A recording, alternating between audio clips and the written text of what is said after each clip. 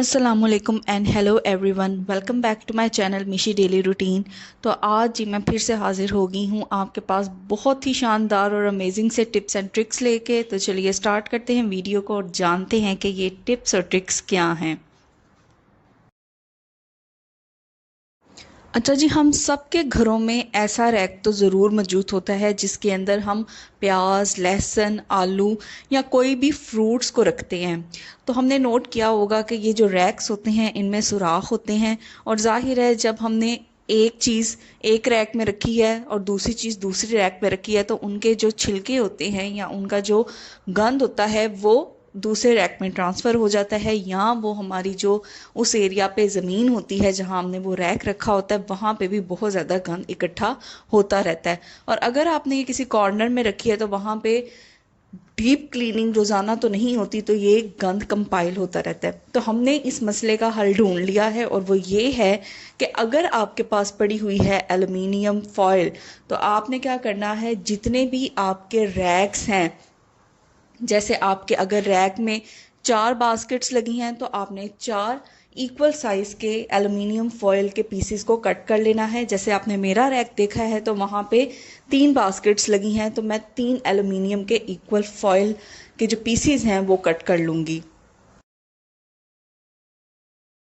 अच्छा जी, यहाँ पे एक क्वेश्चन ये राइज होता है कि एल्युमिनियम फॉयल एक्सपेंसिव होती है और ज़्यादातर हमारे घरों में ऑन द स्पॉट अवेलेबल नहीं होती।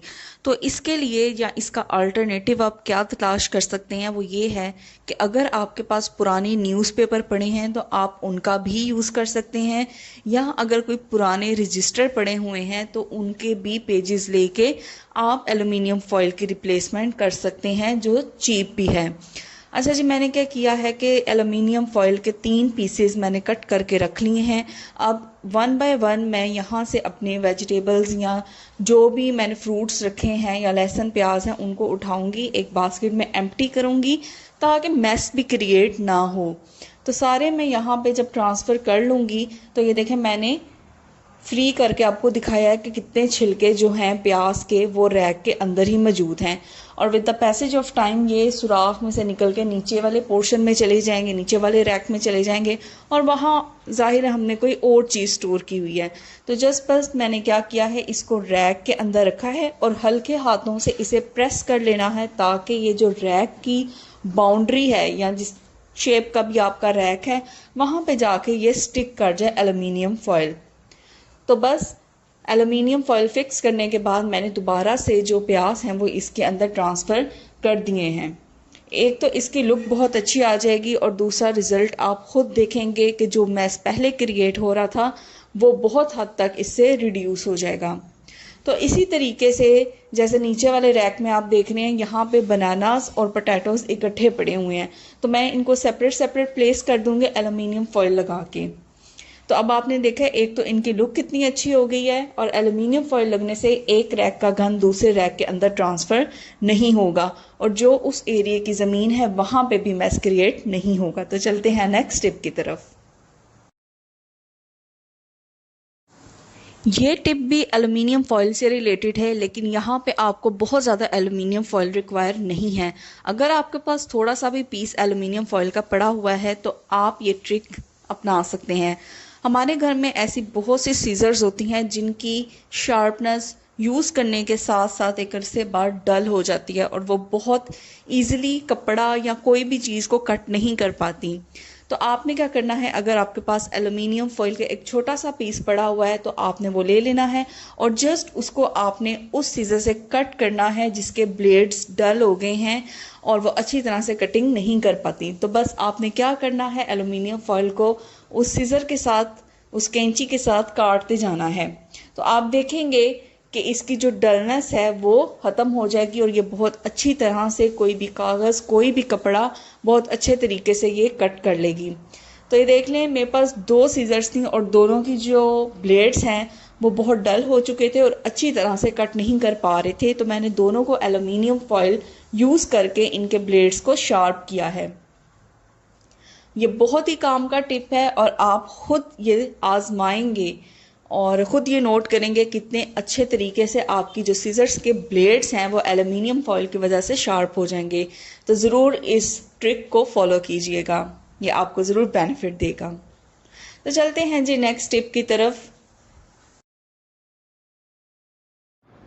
अच्छा जी, ये टिप या ट्रिक आप जानेंगे ना तो आप कहेंगे कि आपकी लाइफ आसान हो गई है। तो ये टिप क्या है, आपके सामने मैंने ले लिया है एक लेमन और 8 अदद मैंने ले लिए हैं लौंग। हमारे घरों में क्या होता है कि ज़्यादातर किचन में या किसी भी एरिया में मक्खियाँ या कीड़े बहुत ज़्यादा आते हैं। ख़ास करके किचन के अंदर तो हमने कुकिंग का सामान रखा होता है और वहाँ पे कीड़ों का या मक्खियों का आना मुनासिब तो बिल्कुल भी नहीं लगता। तो इसी चीज़ को कम करने के लिए, मक्खियों को या कीड़ों को भगाने के लिए बहुत ही अमेजिंग ये टिप है। आपने बस ले लेना है एक लेमन और उसको आपने 2 इक्वल पार्ट्स में कट कर लेना है। अब आपने क्या करना है, मैंने यहाँ पे लिए हैं 8 लौंग, तो 4 लौंग मैं एक पीस के अंदर इस तरह से अटैच कर दूंगी जिस तरह मैं आपके सामने कर रही हूँ, और जो 4 लौंग हैं वो मैं दूसरे लेमन के पीस के अंदर अटैच कर दूंगी। एक तो जो लेमन की स्मेल होती है या लौंग की स्मेल होती है, उससे आपका किचन या जिस एरिया में या जिस कमरे में आप चाहते हैं या पूरे घर में अगर आप चाहते हैं कि मक्खियाँ या कीड़े ना आए, वहाँ पे जब आप इसे रखेंगे, एक तो इसकी खुशबू बहुत अच्छी आएगी लेमन की, और दूसरा ये होगा कि ये जो लौंग है और लेमन है इनकी स्मेल मक्खियों को और कीड़ों को बिल्कुल भी पसंद नहीं होती। तो आप कमरे के जिस भी कॉर्नर में रखेंगे वहाँ पे कीड़े और मक्खियाँ नहीं आएंगे। तो मैंने ये देखे यहाँ पे रख दिए हैं, किचन के 2 कॉर्नर्स में रखूँगी। एक पीस मैंने उस कॉर्नर में रख दिया है और एक पीस मैंने यहाँ पे रख दिया है। तो इसका फ़ायदा ये होगा, एक तो किचन से महक आती रहेगी लेमन की, और दूसरा कीड़ों को ये नापसंद होती है लेमन और लौंग की स्मेल, तो जिसकी वजह से आपका किचन या आपका घर का कोई भी कमरा कीड़ों से और मक्खियों से महफूज रहेगा। तो ये टिप भी आपने ज़रूर फॉलो करनी है। तो चलते हैं ऐसी ही शानदार कोई नेक्स्ट टिप देख लेते हैं। अच्छा जी, बर्तनों की धुलाई तो हर फीमेल की ज़िंदगी का एक अहम हिस्सा है, या समझ लें कि एक लाजमी हिस्सा है, जहाँ पे हम अपने घर की, अपने किचन की बहुत ज़्यादा केयर करते हैं, सफाई रखते हैं। वहाँ पे हम ये चीज़ भूल जाते हैं कि इन चीज़ों की केयर करते हुए या सफाई करते हुए हमें अपनी भी केयर करनी चाहिए। तो ये चीज़ अक्सर हम भूल जाते हैं। तो मेरी जो टिप है वो इसी चीज़ से रिलेटेड है कि जब भी आप बर्तन वॉश करें तो थोड़ा बहुत अपना भी ख्याल रखें। तो यहाँ पे मैं जो टिप देने जा रही हूँ वो ये है कि जब भी आप बर्तन वॉश करें, आपके किचन में मौजूद जो किचन टॉवल है, जो आप शेल्फ्स वगैरह को साफ़ करने के लिए यूज़ करते हैं, आपने सिंक के उस एरिया में इसको फैला देना है जहाँ पे खड़े होके आप बर्तनों को धोते हैं। इसके बाद जब आप टूटी खोलेंगे, बर्तन धोएंगे, तो आप ये फील करेंगे कि ना ही पानी की छींटें या सर्फ की छींटें आपके कपड़ों पे नहीं पड़ेंगी। तो जहाँ हम इतनी केयर करते हैं अपने घर को सजाने में, अपने किचन को क्लीन करने में, तो वहाँ पे थोड़े बहुत हमें अपनी भी केयर करनी चाहिए। तो आप ये फील करेंगे कि जस्ट एक किचन टॉवल से आपके कपड़े कैसे बच जाएंगे। और साथ ही साथ जो सिंक का ये एरिया होता है जहाँ पे हम खड़े होके बर्तनों को वॉश करते हैं, यानी जो ज़मीन वाला एरिया होता है, वहाँ पे भी पानी के छींटे नहीं गिरेंगे और वो भी नीट एंड क्लीन रहेगा। तो जस्ट एक किचन टॉवल से देखें, आपने खुद को भी सेव कर लिया, अपने कपड़ों को भी, और जिस फ्लोर पे आपने खड़े होके वॉश करने हैं बर्तन, उस एरिया में भी गंद नहीं पड़ेगा या पानी नहीं गिरेगा। अच्छा, नेक्स्ट टिप भी बहुत अमेजिंग है। आप ये देख रहे हैं मेरे सामने पड़ा हुआ है रैक। तो ये रैक मैंने लिया है होमबुक से। अगर आप पाकिस्तान में हैं या कहीं और से देख रहे हैं तो ऐसे के रैक्स आपको मिल जाएंगे जो होम वाली शॉप्स होती हैं या बर्तनों वाली शॉप्स होती हैं, वहाँ से आपको इजीली मिल जाएंगे। अच्छा, मैं आपको इसका ना बहुत ही अमेजिंग यूज़ दिखाने लगी हूँ। हमारे घरों में किचन में जो काउंटर्स होते हैं, बेसिकली क्या होता है कि जब वहाँ पे हमने ये देखे, मैंने आपके सामने रख दिए हैं 3 अदर बाउल्स, उसके ऊपर कितनी स्पेस खाली है। अब मैं यहाँ पे कुछ और रख नहीं सकती, लेकिन स्पेस तो बहुत ज़्यादा पड़ी हुई है, तो ये रैक यहाँ पे काम आएंगे। मैं क्या करूँगी कि इन बाउल्स को यहाँ से हटा दूँगी और सबसे पहले यहाँ पे मैं रखूँगी रैक जो मैंने परचेज़ किया है।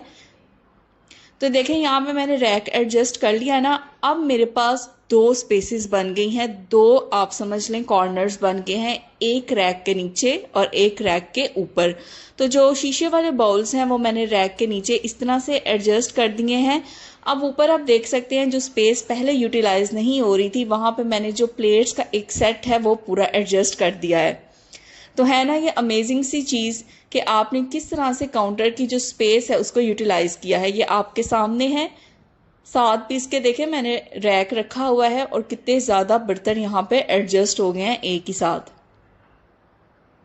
अच्छा, ये तो था इसका काउंटर्स के अंदर यूज़। अब जो इसका यूज़ मैं आपको दिखाने लगी हूँ वो है शेल्फ्स के ऊपर, यानी जो हमारे किचन में काउंटर टॉप्स होते हैं या शेल्फ्स होते हैं वहाँ पे भी आप इनका बहुत ही अमेजिंग यूज़ कर सकते हैं।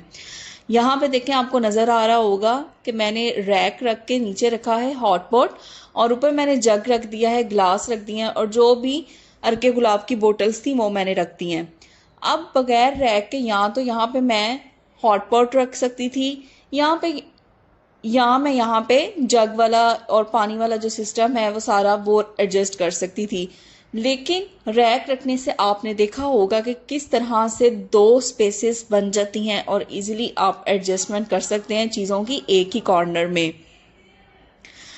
तो यहाँ पे देखें जी, मैंने रख दिया है रैक, और जो चीज़ें रैक के नीचे आ सकती हैं जैसे हाइट पे भी डिपेंड करता है, तो जग तो जाहिर है रैक के नीचे आ नहीं सकता था, तो जग और जो बॉटल्स हैं वो मैंने रैक के ऊपर एडजस्ट कर दी हैं और जो हॉट पॉट है वो मैं रैक के नीचे एडजस्ट कर दूंगी।